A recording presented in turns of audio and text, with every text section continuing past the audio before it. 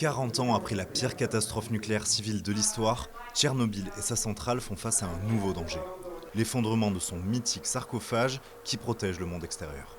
Le 26 avril 1986 à 1h23, le cœur atomique du réacteur numéro 4 de la centrale soviétique, dans le nord de l'Ukraine, s'emballe au cours d'un test de sûreté à la suite d'erreurs de manipulation.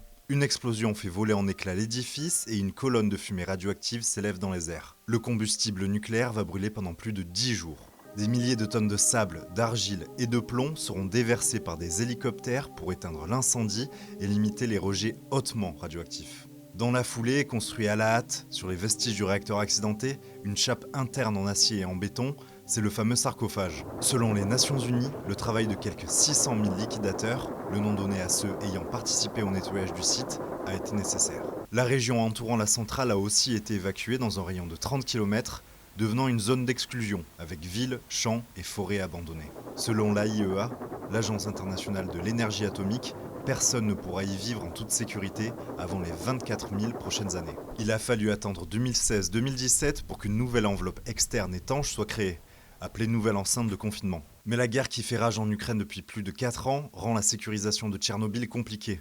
En 2025, un drone russe a perforé l'arche de confinement. Dans un rapport publié début avril, Greenpeace avertit qu'en dépit de travaux de réparation, la fonction de confinement de la nouvelle enceinte n'a pas pu être pleinement rétablie. Is that because of the war, so much cannot be done here in terms of engineering work. There's a shortage of labor, there's a war on, there's drones, there's missiles from the Russians still being fired across Chernobyl. And so the risk is that if there's further delays, there's a possibility that the sarcophagus, which was only designed for 20 years, is now 40 years. We know it's deeply vulnerable of collapse. Selon l'ONG, une déconstruction des éléments instables de l'enceinte interne est nécessaire pour éviter un effondrement incontrôlé qui serait catastrophique. Mais les coûts de réparation de l'arche endommagée s'élèvent aux alentours de 500 millions d'euros, comme l'a chiffré en mars dernier le ministère français des Affaires étrangères.